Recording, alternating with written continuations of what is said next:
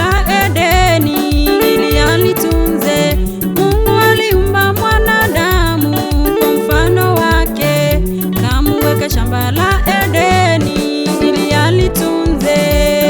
Adamu kaagizwa aifanye kazi, tena kaambiwa takula kwa jasho. Asiyefanya kazi huyo na asile. Ndilo neno la Bwana Mungu linasema, tuyalime mashamba yetu, tupate mavuno, tuitunze mifugo yetu, tupate faida, na tuwe na chakula kingi, tulisha familia zetu, tukumbuke na wahitaji, taifa la tutegemea. Tuyalime mashamba yetu, tupate mavuno, tuitunze mifugo yetu, tupate faida, na tuwe na chakula kingi, tulisha familia zetu, tukumbuke na wahitaji, taifa la tutegemea.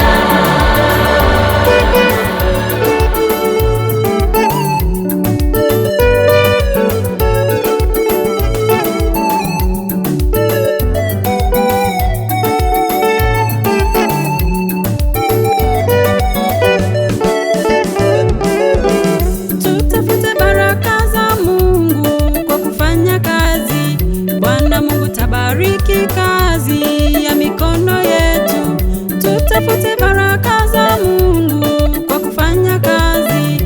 Bwana Mungu tabariki kazi ya mikono yetu.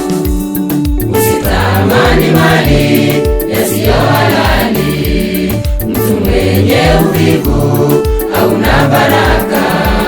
Bwana Mungu wapenda mtu wa bidii. Ndilo neno la Bwana Mungu linasema, tuyalime mashamba yetu, tupate mavuno, tuitunze mifugo yetu, tupate faida, na tuwe na chakula kingi, tulisha familia zetu, tukumbuke na wahitaji, taifa la tutegemea. Tuyalime mashamba yetu, tupate mavuno, tuitunze mifugo yetu, tupate faida, na tuwe na chakula kingi, tulisha familia zetu, tukumbuke na wahitaji, taifa la tutegemea.